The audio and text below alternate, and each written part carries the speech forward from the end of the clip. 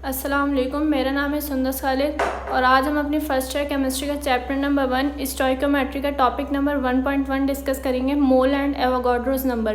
तो पिछली वीडियो में हमने introduction to stoichiometry topic 1 complete कर लिया था। आज हम मोल एंड एवोगाड्रोस नंबर पढ़ेंगे। तो मोल एंड एवोगाड्रोस नंबर, पहले मोल जानने के लिए हमें पहले इन सब चीज़ों को पता होना चाहिए। तो जैसे हमें पता है कि मतलब एटम जो होता है वो एक स्मॉलेस्ट पार्ट ऑफ एलिमेंट होता है। हर मैटर जो मिलकर बना हुआ होता है वो मिलियंस ऑफ एटम से मिलकर बना हुआ होता है। तो मतलब जो smallest part of an element होता है ना, वो कहलाता है एटम।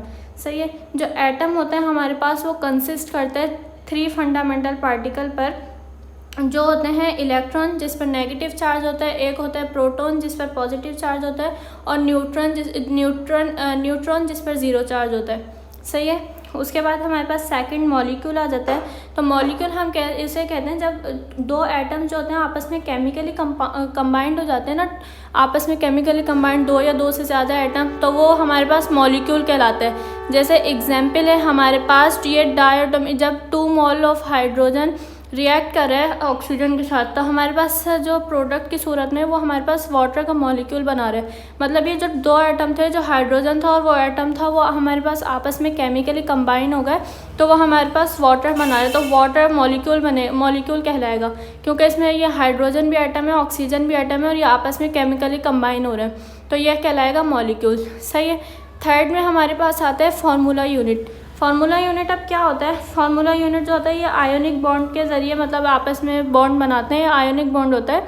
और फार्मूला यूनिट सिंपल हम अभी इस तरीके से ले सकते हैं कि जब हम इसको डिज़ोल्व करते हैं वाटर में तो यह आयोनाइज हो जाता है। सही है। मतलब इस पर चार्जेस आ जाते हैं। जैसे एग्जाम्पल में हमारे पास है NaCl, MgCl, मतलब ये हमारे पास सॉल्ट हैं। तो ये NaCl जो होता है, जब हम इसका वाटर में डिज़ोल्व करते हैं, व्हेन डिज़ोल्व इन वाटर, तो इट बिकम आयोनाइज। आयोनाइज कैसे होते हैं कि Na+Cl, मतलब इस तरीके से ये आयोनाइज होते हैं या अलग-अलग हो जाते हैं। Cl पर नेगेटिव चार्ज आता है, Na पे पॉजिटिव चार्ज आ जाता है। सही है। मतलब when dissolve in water it become ionise, तो ये आयोनाइज हो जाता है। सही है। इसी तरीके से जो MgCl है हमारे पास सेकेंड, MgCl को जब हम डिज़ोल्व करते हैं वाटर में, तो ये हमारे पास Mg मतलब मैग्नीशियम में टूटता है और क्लोरीन में टूटता है। यही हमारे पास होता है कि मतलब जब फार्मूला यूनिट वो होता है कि जब हम इसको डिज़ोल्व करते हैं ना वाटर में, तो ये आयोनाइज होता है, आयोनाइज हो जाता है। तो अब हमने ये समझ लिया कि मतलब इस चीज़ के लिए हमें ये तीनों चीज़ें समझनी थी। अब हमने ये तीनों चीज़ें समझ लिया, अब हम आ जाते हैं अपने टॉपिक की तरफ। तो टॉपिक था हमारा मोल। पहले मोल पढ़ेंगे। तो mole is a convenient way to calculate the number of particles in chemical substance. Convenient मतलब ईजी। सही है। मतलब मोल एक बहुत आसान तरीका है, मतलब एक बहुत आसान तरीका है जो calculate the number of particle in a chemical substance, जो नंबर ऑफ पार्टिकल्स को कैलकुलेट करते हैं किसी भी केमिकल सब्सटेंस के। अब नंबर ऑफ पार्टिकल से इधर क्या मुराद है? नंबर ऑफ पार्टिकल से मुराद है हमारे पास या तो कोई भी एटम या मॉलिक्यूल या फिर हमारे पास फार्मूला यूनिट। सही है। ये हमने पढ़ लिया था ऊपर, हमने इन सबको देख लिया कि एटम क्या होता है, मॉलिक्यूल क्या होता है, फार्मूला यूनिट क्या होता है। सही है। तो इसमें क्या कह रहा है कि मोल एक बहुत आसान तरीका होता है किसी भी कैलकुलेट करने का, मतलब नंबर ऑफ पार्टिकल मतलब एटम, मॉलिक्यूल और फार्मूला यूनिट। मतलब किसी भी एटम को कैलकुलेट करने का या मॉलिक्यूल का या फार्मूला यूनिट को कैलकुलेट करने का किसी भी केमिकल सब्सटेंस में बहुत आसान तरीका होता है। सही है। अब इसमें मतलब नंबर ऑफ़ पार्टिकल मतलब किसी भी एटम, मॉलिक्यूल या फार्मूला यूनिट के नंबर ऑफ़ पार्टिकल को कैलकुलेट करता है, वो मोल करता है। मतलब अगर हम किसी भी केमिकल सब्सटेंस में जो नंबर ऑफ़ पार्टिकल्स होंगे ना, उनको मालूम करना तो हम मोल में इस्तेमाल करेंगे, मतलब मोल इस्तेमाल करेंगे उनको मालूम करने के लिए। सही है। जैसे अगर हम इसकी एग्जाम्पल लें तो हमें 10 मोल वाटर रिक्वायर्ड है। फॉर एग्जाम्पल हमें 10 मोल वाटर रिक्वायर्ड है। सही है। तो जाहिर सी बात है जो ये वाटर रिक्वायर्ड है वो हाइड्रोजन और ऑक्सीजन से बनता है। हाइड्रोजन होता है हमारे पास और ऑक्सीजन होता है। तो अब इसमें क्या कहना है, मतलब इसमें ये कहना चाह रहे हैं विच quantity of hydrogen and oxygen mole is required, मतलब कितनी तादाद में जो हमारे पास हाइड्रोजन और ऑक्सीजन रिक्वायर होगा जो हमारे पास 10 मोल ऑफ वाटर बने। अगर हम इसको सही कर दें तो अगर इधर हम लिख देंगे, अगर हम इधर 10H2 लगा दें प्लस 5O2 लगा दें तो हमारे पास बन जाएगा 10H2O, मतलब 10 मोल वाटर। तो अब हमें ये देख के पता चल रहा है, मतलब ये हमने सिर्फ क्वांटिटी ऐड की है, तो हमें ये देख के पता चल रहा है कि when 10 mole of hydrogen reacts with 5 mole of oxygen it becomes, मतलब it produce 10 mole of water molecule. सही है, तो ये चीज़ मोल कहलाएगी, मतलब 10 mole of hydrogen and 5 mole of oxygen. तो हमने ये क्वांटिटी पता चल रही है, तो ये चीज़ कहलाती है मोल। अब हमें मतलब पता चल गया है कि जब 10 मोल हाइड्रोजन रिएक्ट करेगा 5 मोल ऑक्सीजन के साथ, तो ये 10 मोल वाटर बना देगा। मतलब ये क्वांटिटी बता रहे हैं ना हमें, नंबर ऑफ पार्टिकल्स हम कैलकुलेट करें कि इसमें 10 है और इसमें 5 है। इस तरीके से हम मोल का, इस तरीके से मतलब जो चीज़ों को कैलकुलेट करेंगे हम। सही है। अब अगर हम नीचे आए तो इसमें लिखा हुआ है मोल इज़ द ऐसा unit use for measuring the amount of substance of specific number of particle. क्या कह रहे हैं कि मतलब मोल जो है वो एक ऐसा यूनिट है। सही है, ऐसा यूनिट है किसी भी मेजर करना है, मतलब किसी भी सब्सटेंस के ना नंबर ऑफ पार्टिकल्स को, स्पेसिफिक नंबर ऑफ पार्टिकल। अब इससे क्या मुराद है, अगर मैं आपको कहूँ कि हमने 1 गिलास वाटर ले लिया, सही है, H2O, सही है, इसमें 1 गिलास वाटर है हमारे पास। अगर हम इसका मास देखें तो हमारे पास हाइड्रोजन का 2 हो जाएगा, सही है, ऑक्सीजन का 16 हो जाएगा, तो ये टोटल 18 ग्राम है हमारे पास। ठीक है, ये है 1 मोल, मतलब ये 1 मॉलिक्यूल है हाइड्रोजन का, सही है, 1 मॉलिक्यूल है, और इसमें ये क्या कंटेन कर रहा है, ये 18 ग्राम, मतलब इसका ये जो मास है ये 18 ग्राम है। तो H2O जो हो जाएगा ना, वो हो जाएगा H2O is equals to 6.02 into 10⁻⁻23। ये जो है ना, ये नंबर, मतलब ये जो एक H2 है ना, एक मॉलिक्यूल जो H2O का, वो इतने नंबर ऑफ पार्टिकल कंटेन करेगा। अभी इसको छोड़ दें, ये क्या है, 6.02 इंटू 10⁻⁻23, इसको छोड़ दें। बस अभी ये देखें कि एक जो मॉलिक्यूल है ना हाइड्रोजन का, वो 18 ग्राम, मतलब वो इज इक्वल्स टू 18 ग्राम है, और वो कंटेन करेगा इतने नंबर ऑफ पार्टिकल। सही है। अब ये जो नंबर ऑफ पार्टिकल है ना, ये बहुत बड़ा नंबर है, इसकी पावर जो है वो हमारे पास 23 है, मतलब और बहुत आगे तक जाएगा। तो इस इतने बड़े नंबर से बचने के लिए ना हम 1 मोल का इस्तेमाल करते हैं। किसका? 1 मोल का इस्तेमाल करते हैं। तो मतलब मैं कहना क्या चाह रही हूँ कि 1 मोल जो होता है वो इक्वल होता है 6.02 इंटू 10⁻23। सही है। कोई भी जो एक मॉलिक्यूल या कोई भी एक एटम या कोई भी एक फार्मूला यूनिट होगा ना, वो इतने नंबर ऑफ पार्टिकल कंटेन करेगा। सही है। अब ये जो वाटर का मॉलिक्यूल है, वैसे तो ये हाइड्रोजन 2 है और ऑक्सीजन ये 1 है, लेकिन ये एटम की सूरत में। सही है। जब ये मॉलिक्यूल है, एक मॉलिक्यूल है ना ये, तो एक मॉलिक्यूल ये जो कंटेन कर रहा है वो इतने नंबर ऑफ पार्टिकल कंटेन कर रहा है जो इक्वल है हमारे पास 1 मोल के। अब हम ये क्यों नहीं इस्तेमाल करते, इसलिए नहीं करते क्योंकि एक बहुत बड़ा नंबर है। इससे बचने के लिए कैलकुलेशंस में हमारे पास बहुत सारी गलती हो सकती है। कहीं पे हम कैलकुलेशन करें तो हम 0 लगाना, मतलब आगे पूरा नंबर लिखना बहुत मुश्किल हो जाता है, इसलिए हम ये 1 मोल को इस्तेमाल करते हैं। सही है। अब अगर हम इसकी डेफिनेशन देखें तो डेफिनेशन ऑफ मोल है, a mole is defined as gram atomic mass, gram molecular mass, gram formula mass of any substance which contains 6.02 into 10⁻23 particle. अब इसमें क्या कह रहे हैं हमारे पास, अब हमें पता चल रहा है कि मोल क्या होता है। मोल डिफाइन कैसे होता है, किसी ग्राम एटॉमिक मास। ग्राम एटॉमिक मास से क्या मुराद है, किसी भी एटम के मास को जब हम ग्राम में कैलकुलेट करते हैं ना, तो वो ग्राम एटॉमिक मास कहलाता है। इसमें इतनी बड़ी कोई कन्फ्यूजन की बात नहीं है, तो ये ग्राम एटॉमिक मास कहलाएगा। ग्राम मॉलिक्यूलर मास क्या होता है, किसी भी मॉलिक्यूल के मास को ग्राम में अगर हम कैलकुलेट करें। और ग्राम फार्मूला मास क्या होता है, किसी भी फार्मूला यूनिट के किसी भी फार्मूला मास के अगर हम ग्राम को कैलकुलेट करें ना ग्राम में, तो वो ग्राम फार्मूला मास हो जाता है। तो इसमें लिखा हुआ है of any substance which contain 6.02 into 10⁻23 particles. सही है। क्या कहना चाह रहे हैं कि किसी भी ग्राम मॉलिक्यूलर मास में या ग्राम एटॉमिक मास में, ग्राम फार्मूला मास में अगर वो कोई भी एक, मतलब जितने भी अगर इतने पार्टिकल कंटेन करेगा ना, मतलब कोई भी एटम या कोई भी मॉलिक्यूल या कोई भी फार्मूला यूनिट अगर 6.02 इंटू 10⁻23 पार्टिकल कंटेन करेगा, तो वो इक्वल होगा 1 मोल के। जैसे मैंने आपको इधर बताया था, ये मॉलिक्यूल की एग्जांपल देखे कि एक मॉलिक्यूल था। आप देखें ये एक मॉलिक्यूल कंटेन कर रहा है ना, ये कंटेन कर रहा है 6.02 इंटू 10⁻23 पार्टिकल, तो ये इक्वल है हमारे पास 1 मोल के। सही है। यहाँ तक समझ लिया हमने। अब अगर हम इसको आगे और समझें, मज़ीद समझें, तो इसमें क्या कह रहा है, इसमें ये कह रहा है कि जब मतलब ये जो मोल की डिफाइन है हम देखें, फॉर एग्जांपल हम देखें अगर एटॉमिक मास देखें, तो हाइड्रोजन को जो एटॉमिक मास होता है वो हमारे पास होता है 1 AMU। हाइड्रोजन का जो एटॉमिक मास होता है वो हमें पता है वो होता है 1 AMU। MU मतलब एटॉमिक मास यूनिट, सही है। तो हाइड्रोजन का अगर हम इसका ग्राम एटॉमिक मास, अगर हम इसी मास को ग्राम में कैलकुलेट करें तो वो हो जाएगा ग्राम एटॉमिक मास, इसका हो जाएगा ग्राम एटॉमिक मास, वो हो जाएगा हमारे पास 1 ग्राम। अब देखें सिर्फ ये ग्राम एटॉमिक मास से ये मुराद है कि एटॉमिक मास को हमने ग्राम में कैलकुलेट कर लिया, ये यूनिट हट के हमारे पास अब ग्राम आ गया, सही है। तो ये 1 ग्राम जो होगा वो पार्टिकल कंटेन करेगा 6.02 इंटू 10⁻23, सही है। यहाँ तक बात आ गई समझ। अब हमारे पास जो होगा तो ये इक्वल होगा 1 मोल के, सही है। अगर हमें कोई बोले कि हाइड्रोजन, एक हाइड्रोजन है कितने मोल के बराबर है, तो हम बोल देंगे 1 मोल के बराबर है, सही है।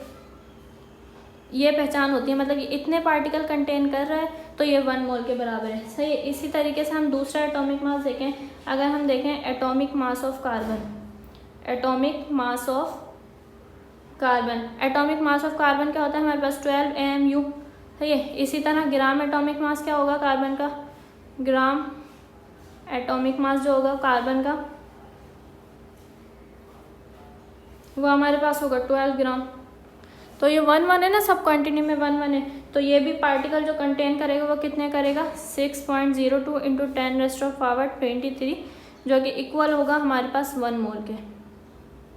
फिर यहाँ तक हमें समझ लिया। इसी तरह अगर हम किसी मॉलिक्यूल के मास पर आए तो मॉलिक्यूल अगर हम देखें तो मॉलिक्यूल में हम H2 देखें तो H2 एक मॉलिक्यूल है ना, इसका ग्राम मॉलिक्यूलर मास 18 AMU होगा, क्योंकि 2 हाइड्रोजन है और उसमें 16 प्लस करेंगे तो हमारे पास 18 होगा, तो 18 AMU हो जाएगा एक मॉलिक्यूल का, सही है। लेकिन अगर हम इसको ग्राम में करें तो जो वाटर मॉलिक्यूल है उसका जो हमारे पास ग्राम मॉलिक्यूलर मास होगा वो हमारे पास होगा 18 ग्राम। तो ये भी जो ये मॉलिक्यूल है तो ये भी कंटेन कर रहा है 6.02 इंटू 10⁻23, जो कि हमारे बराबर होगा 1 मोल के, सही। ये बात हमें समझ आ रही है ना। तो ये बात मतलब इस तरीके से ये इतने पार्टिकल कंटेन कर रहा है तो ये 1 मोल के बराबर है, सही है। इसी तरह अगर हम CH4 जो हमारे पास मीथेन गैस होती है वो भी एक मॉलिक्यूल है, सही है, वो कंटेन करता है 16 ग्राम, सही है। 16 ग्राम किसके बराबर होता है 6.02 इंटू 10⁻23, क्यों, क्योंकि ये सब एक एक क्वांटिटी में। वैसे तो इसके पास अगर हम देखें तो कार्बन 1 है और हाइड्रोजन 4 है तो ये 4 ये 1। अब आप लोग कहेंगे ये मतलब एक कैसे है, ये 6.02 इंटू 10⁻23 कैसे कंटेन करेगा। पिछली मतलब इधर तो हमने देखा था कि एक हाइड्रोजन कर रहा है, इधर तो 4 हाइड्रोजन है उसके साथ कार्बन भी, फिर भी ये नहीं कर रहा है। तो ये है कि ये एक हमारे पास मॉलिक्यूल है, ऊपर जो था वो एटम था। अगर हम मॉलिक्यूल को अलग देखेंगे, एटम को अलग देखेंगे, फार्मूला यूनिट को अलग देखेंगे, कर तो इसमें 2 एटम है, लेकिन अगर हम इसके एटम का अलग अलग लगाए ना कि कार्बन कितने कंटेन करा है, तब हम बोलेंगे 6.02 इंटू 10⁻23, क्योंकि सिर्फ ये कार्बन होगा। अगर हम देखें इसमें हाइड्रोजन कितने करा है तो उसको हम 4 से मल्टीप्लाई करवा देंगे 6.02 इंटू 10⁻23, तब हमारे पास आ जाएगा। लेकिन अगर ये एक पूरा मॉलिक्यूल है तो ये एक मॉलिक्यूल है ना, तो ये इतने ही पार्टिकल कंटेन करे जो कि बराबर होंगे हमारे पास 1 मोल के, सही है। अगर हम अब 3rd नंबर पर आए तो 3rd नंबर पर एक है हमारे पास MgCl2, ये हमारे पास एक फार्मूला यूनिट है, सही है। ये हमारे पास एक फार्मूला यूनिट है। अब ये जो मास कंटेन करता है ना वो करता है 95 AMU, सही है, मतलब 95 एटॉमिक मास यूनिट है इसका। और इसी तरीके से क्योंकि Mg की मतलब मैग्नीशियम की जो है वो है 24, और हमारे पास जो क्लोरीन की होती है ना वो होती है 35.5। इधर क्लोरीन 2 है तो हम 2 से मल्टीप्लाई करवा देंगे, तब इन दोनों को जब आपस में प्लस करेंगे तो हमारे पास 95 आ जाएगा, सही है। इसी तरीके से हम ये 95 मतलब क्या है कि MgCl का जो हम फार्मूला यूनिट देखें तो वो कंटेन करेगा 95 ग्राम। तो ये किसके इक्वल होगा, ये MgCl जो इक्वल होगा हमारे पास, अब देख लें हम अगर इसी को हम ग्राम में कर दें तो 95 ग्राम होगा। ये भी एक ही है ना हमारे पास, 1 मोल है MgCl का, तो ये कंटेन करेगा 6.02 इंटू 10⁻23 नंबर ऑफ पार्टिकल, जो कि इक्वल होगा 1 मोल के, सही है। अगर हम फार्मूला यूनिट की दूसरी एग्जांपल लें, या बस दूसरी एग्जांपल लें अगर हम, तो वो हो जाएगी हमारे पास, कौन सी दूसरी एग्जांपल ले सकते हैं हम, NaCl ले सकते हैं, सही है। ये भी फार्मूला यूनिट है। NaCl जो होगा हमारे पास, वो जो कंटेन करता है हमारे पास, जो हमारा मास कंटेन करता है वो करता है 58.5 ग्राम। सही है, 58.5 ग्राम। ये जो नंबर ये 1 है ना, यहाँ पे कुछ भी नहीं तो 1 है, तो ये जो कंटेन कर रहा है ये कर रहा है 6.02 इंटू 10⁻23, जो कि इक्वल है हमारे पास 1 मोल के। सही है, अब आगे ये बात समझ। अब इसमें क्या है, मतलब ऑल सब्सटेंस जो है ना, हमने देख लिया ऑल सब्सटेंस जो है वो कंटेन कर रहे हैं 6.02 into 10⁻23 particle, so it is equals to 1 mole. सही है, मतलब ये जो इक्वल होगा वो 1 मोल होगा। अगर 1 mole of any substance always contain 6.02 into 10⁻23 particles and known as Avogadro number. मैं क्या कह रही हूँ कि 1 मोल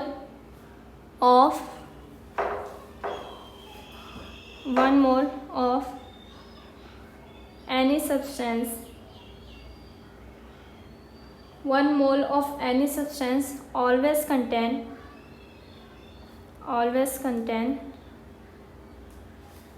6.02 into 10⁻23 particle and known as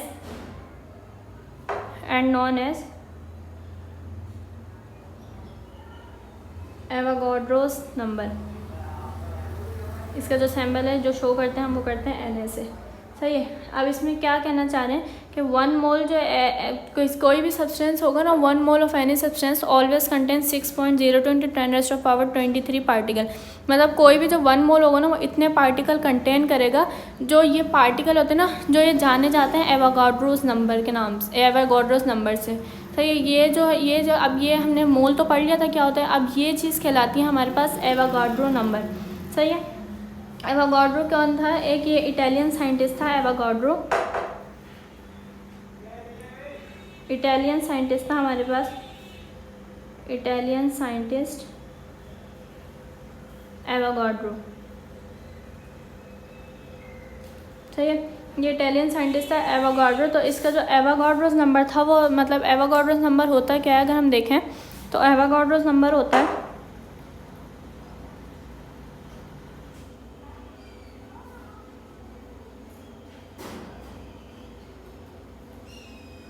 1 mole of any substance is called Avogadro's number and its numerical value is 6.02 into 10⁻23।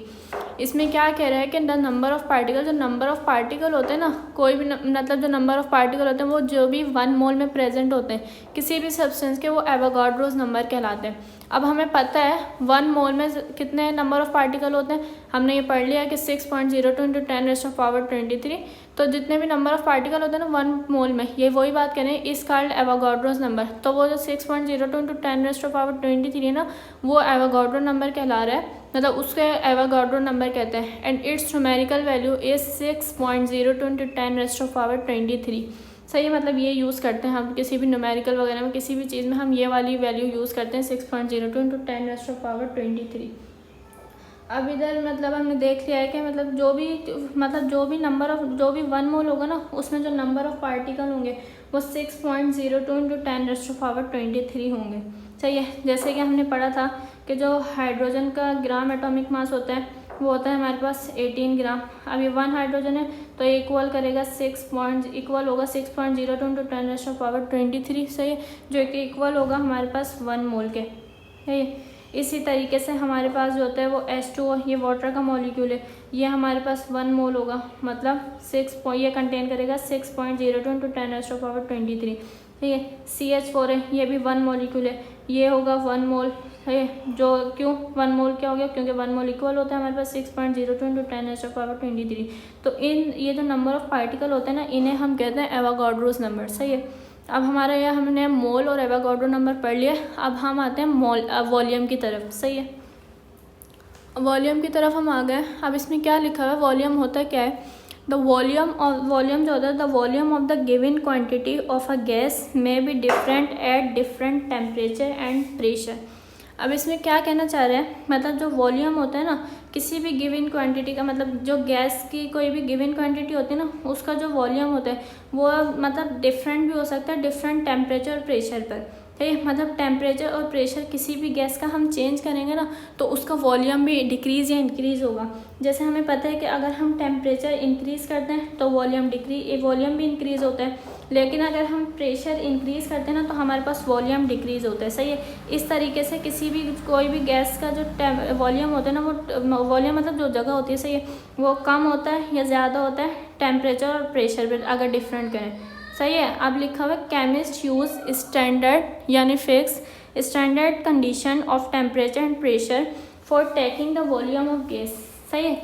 मतलब इसमें तो ये लिखा हुआ है कि हर उसमें चेंज हो सकता है। अब केमिस्ट ने क्या सॉल्यूशन निकाला, मतलब एक क्या तरीका निकाला, उन्होंने एक नया वे निकाला कि केमिस्ट यूज़ स्टैंडर्ड कंडीशन। उन्होंने एक फिक्स कंडीशन कर लिया हमारे पास कि भाई इस कंडीशन पर ना इतना ही टेम्परेचर होगा, इतना ही प्रेशर होगा, ताकि हमें आसानी हो। तो इसमें लिखा हुआ है chemist use standard condition of temperature and pressure for taking the volume of gas. मतलब किसी भी गैस का जो वॉल्यूम लेने के लिए ना केमिस्ट ने एक स्टैंडर्ड यानी फिक्स टेम्परेचर भी निकाल लिया और फिक्स प्रेशर भी निकाल लिया। सही है। अब क्या निकाला उन्होंने कि 1 mole of any gas at standard temperature जो रखा उन्होंने रखा 273 केल्विन। तो हमारे पास जो टेम्परेचर होता है वो होता है 273 केल्विन और प्रेशर उन्होंने रखा 1 ATM। ATM क्या मतलब एटमॉस्फेयर। अच्छा ये तो क्या 1 मोल ऑफ एनी गैस, किसी भी गैस का जो 1 मोल होगा ना वो स्टैंडर्ड टेम्परेचर पर मतलब 273 केल्विन पर और 1 ATM पर वो हमेशा ऑक्यूपाई करेगा 22.4 DM3। सही है। ये वॉल्यूम निकालने के लिए, किसी भी गैस का ये जो वॉल्यूम निकालने के लिए ना उन्होंने ये चीज़ हमारे पास फिक्स कर दी है ताकि हमें मसला ना हो। ये स्टैंडर्ड कर दिया कि कोई भी गैस होगा उसका जो अगर 1 मोल होगा ना वो मतलब कोई भी गैस अगर 1 मोल होगी तो वो एक ख़ास टेम्परेचर पर और ख़ास प्रेशर पर मतलब 273 केल्विन पर और 1 ATM पर वो हमेशा ऑक्यूपाई करेगी 22.4 DM3। मतलब हर गैस जो होगी ना वो इतना वॉल्यूम ऑक्यूपाई करेगी एंड कंटेन 6.02 × 10⁻23 पार्टिकल। ये तो हमने पढ़ा था कि जो भी 1 मोल होगा वो इक्वल होगा 6.02 × 10⁻23 particle and its volume is referred as molar volume. Molar volume क्या मतलब जो 22.4 DM3 है ना उसको हम कहते हैं मोलर वॉल्यूम। तो मतलब इसका अगर देखें तो इसमें क्या कहना चाह रहे हैं कि मतलब हमें कोई भी जो वॉल्यूम था किसी भी गैस का वो हमेशा डिफरेंट होता रहता था, क्योंकि अगर हम टेम्परेचर इंक्रीज़ करते हैं तो वॉल्यूम भी ज़ाहिर सी बात है इंक्रीज़ होता है, प्रेशर इंक्रीज़ करते हैं तो वॉल्यूम भी डिक्रीज़ होता है। तो साइंटिस्ट मतलब जो केमिस्ट थे ना हमारे पास उन्होंने एक फ़िक्स कंडीशन निकाल ली कि भाई इतने टेम्परेचर पर ख़ास टेम्परेचर और ख़ास प्रेशर पर कोई भी 1 मोल जो गैस होगी ना वो इतना वॉल्यूम घेरेगी। मतलब हर गैस जो होगी ना वो इतना वॉल्यूम हमारे पास ऑक्यूपाई करेगी। सही है। मतलब ये उन्होंने सॉल्यूशन निकाल लिया कि 273 केल्विन पर और 1 एटमॉस्फेयर पर ना जो ऑक्यूपाई करेगी वो 22.4 DM3 होगी और वो इक्वल होगी हमारे पास 6.02 × 10⁻23 पार्टिकल्स पर। सही है। और ये जो हमारे पास ये वॉल्यूम था ना मतलब 22.4 DM3 ये हमारे पास कहलाएगा मोलर वॉल्यूम। सही है। अब इसमें हम इसकी एग्जाम्पल देखें तो जो मॉलिक्यूलर मास होता है वो ऑक्सीजन का होता है, ऑक्सीजन मॉलिक्यूल का होता है, वो होता है हमारे पास 32 ग्राम। सही है। 32 ग्राम यानी 1 mole of O2 is equals to हमारे पास होता है 32 ग्राम। सही है। ये 32 ग्राम हो गया। सही है। तो ये वाला जो गैस होगी ना ये 1 मोल गैस है। तो ये जो प्रेशर हमारे पास जो वॉल्यूम रखेगी ना हमारे पास वो वॉल्यूम रखेगी हमारे पास 22.4 DM3। ठीक है। 22.4 DM3 किस पे एट STP मतलब स्टैंडर्ड टेम्परेचर एंड प्रेशर। सही। स्टैंडर्ड टेम्परेचर एंड प्रेशर मतलब क्या कि टेम्परेचर जो है वो हमारे पास 273 होना चाहिए और प्रेशर जो होना चाहिए वो हमारे पास 1 ATM होना चाहिए। सही है। इसी तरीके से ये 1 मोल ऑफ ऑक्सीजन है। अगर हम देखें 1 mole of H2 eight STP। सही है। मतलब जहाँ पे भी STP आ जाए तो हम समझ जाएंगे कि स्टैंडर्ड टेम्परेचर प्रेशर की बात हो रही है। यानी टेम्परेचर जो होगा हमारे पास स्टैंडर्ड मतलब फिक्स होगा, सही है, फिक्स होगा टेम्परेचर प्रेशर। टेम्परेचर जो होगा हमारे पास वो 273 केल्विन होगा और प्रेशर जो होगा हमारे पास वो 1 atm होगा। तो 1 mole of H2 eight STP, सही है, वो कितने पार्टिकल कंटेन करेगी? पहली बात वो करेगी 6.02 इंटू 10⁻23।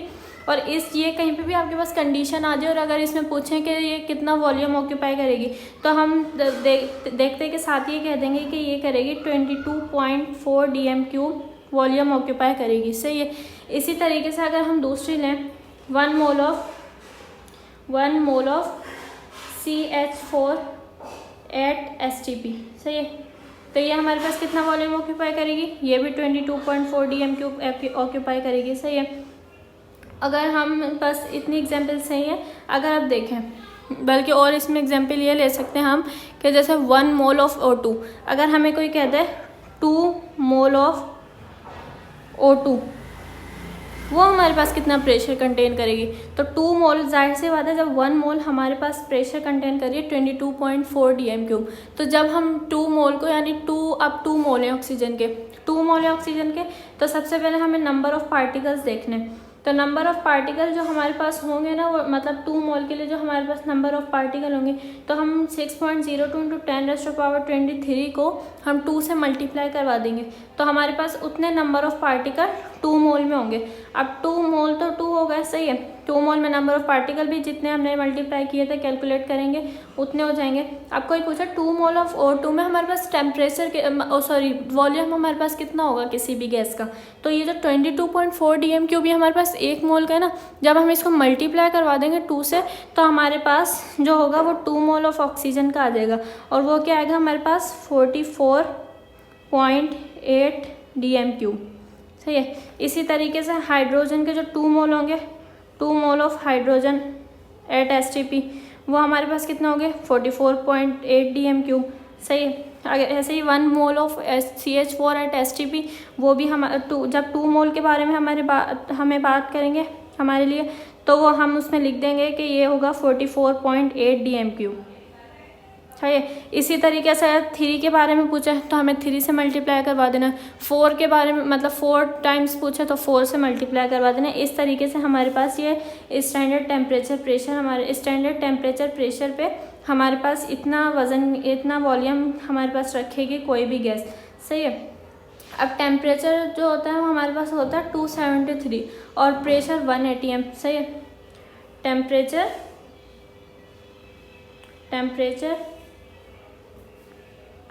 जब हमारे पास टेम्परेचर जब हमारे पास 273 केल्विन हो और प्रेशर जो हमारे पास हो वो 1 atm हो, प्रेशर जो हमारे पास हो वो 1 atm हो, सही है।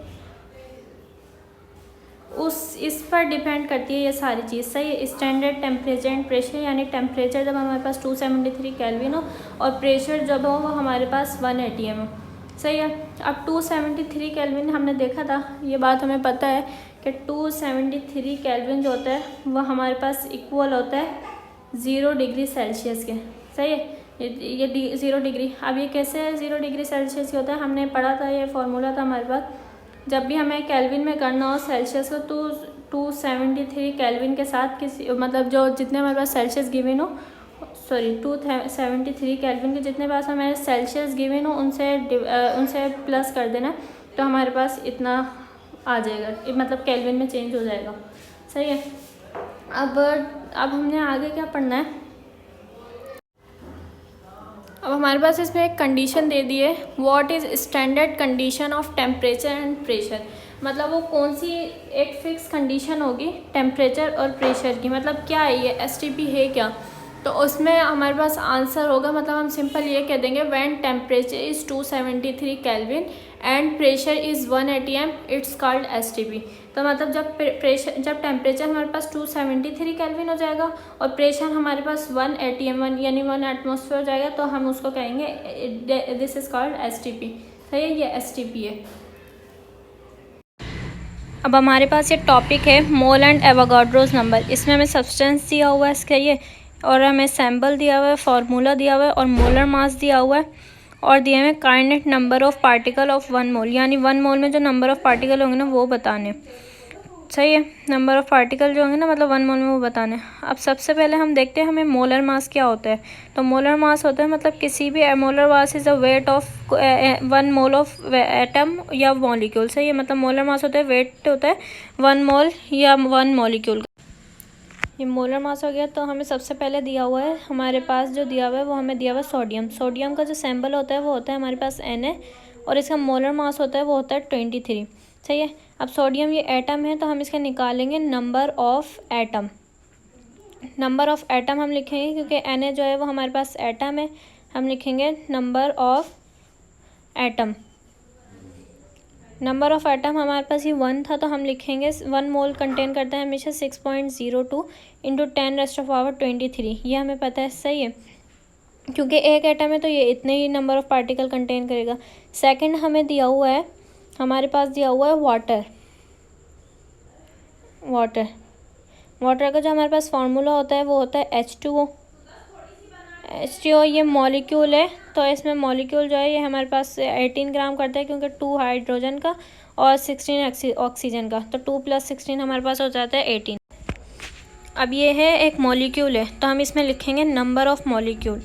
ये 1 मॉलिक्यूल है तो ये भी हमेशा कंटेन करेगा 6.02 इंटू 10⁻23। सही है, क्योंकि एक मॉलिक्यूल है। अब इस मॉलिक्यूल में हम एटम देखते हैं, हाइड्रोजन देखते हैं और ऑक्सीजन देखते हैं। मतलब एक मॉलिक्यूल था वो तो पूरा H2O हो गया क्योंकि इसमें 2 एटम थे।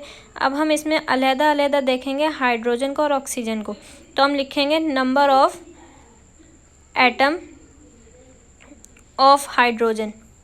सही है, ये अलग अलग हम ये एटम का देख रहे हैं। Number of atom of hydrogen ये 2 हैं हमारे पास, तो 1 मोल में तो हमारे पास 6.02 इंटू 10⁻23 होता है, लेकिन ये हमारे पास 2 हाइड्रोजन एटम है। सही है, तो हम इसे 2 से मल्टीप्लाई करवाएंगे 6.02 इंटू 10⁻23। सही है, हमने मल्टीप्लाई करवाया है 6.02 इंटू 10⁻23 को 2 से, क्योंकि एटम है ना ये अलग अलग होंगे हमारे पास। ये एटम अगर हम ये मॉलिक्यूल तो हम पूरा एक है, लेकिन अगर हम अलग एटम का देखें तो हम इस तरीके से देखेंगे। अब इसका जब मल्टीप्लाई करवाया तो हमारे पास आया 12.04 इंटू 10⁻23। अब है हमारे पास हाइड्रोजन का आ गया। इसी तरीके से हम लिखेंगे number of atom of oxygen. Oxygen हमारे पास 1 है तो जाहिर सी बात है वो हमेशा 6.02 इंटू 10⁻23 पार्टिकल कंटेन करेगा हमारे पास, क्योंकि अलग-अलग है ना एटम। अगर हमसे कोई अलग पूछे एटम का तब हम इस तरीके से करेंगे, मॉलिक्यूल का पूछा है तो हमने पूरे मॉलिक्यूल को एक साथ मिला के लिखा है। ठीक है, अब 3rd नंबर पर है हमारे पास कॉमन सॉल्ट है। ये कॉमन सॉल्ट जिसका फार्मूला होता है हमारे पास NaCl। अब इसका जो हमारे पास मोलर मास होगा वो 58.5 होगा, क्योंकि सोडियम का जो होता है वो हमारे पास होता है 23 और क्लोरीन का होता है 35.5। तो जब हम इसको आपस में प्लस करेंगे तो ये हमारे पास आ जाएगा 58.5 इसका मोलर मास। अब ये भी ये फार्मूला यूनिट है, ये फार्मूला यूनिट है, तो हम लिखेंगे नंबर ऑफ़ फार्मूला यूनिट। अब ये जो है ये 1 मोल है तो हाँ इसके नंबर ऑफ़ पार्टिकल्स भी होंगे 6.02 इंटू 10⁻23। सही, क्योंकि 1 मॉलिक्यूल है। अब मैंने बताया था फार्मूला यूनिट जो होता है वो मतलब वो when dissolve in water it become ionise. सही है, जब हम उसको वाटर में डिज़ोल्व करते हैं ना तो वो आयोनाइज हो जाते हैं। सही है, इसी तरीके से NaCl जो होगा वो जब हम उसे वाटर में डिज़ोल्व करेंगे तो वो टूटेगा Na+ में और Cl नेगेटिव में। सही है, ये आयोनाइज हो रहा है, मतलब जब हमने इसको वाटर में डिज़ोल्व किया तो ये आयोनाइज हो गया। अब ये भी एटम है, अगर हम इसके भी एटम निकालें, मतलब Na को अलग करें, Cl को अलग करें, तो नंबर ऑफ़ सोडियम आयन जो होगा ना हमारे पास वो 1 है, तो हम लिखेंगे 6.02 इंटू 10⁻23। इसी तरीके से हम क्लोरीन का करेंगे, नंबर ऑफ़ क्लोरीन आयन। सही है, क्लोरीन आयन भी हमारे पास 1 ही है, तो हम इसमें लिखेंगे 6.02 इंटू 10⁻23, क्योंकि ये फार्मूला यूनिट था, ये आयोनाइज हो गया।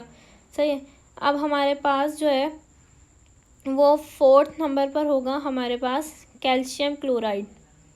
4th नंबर पर है कैल्शियम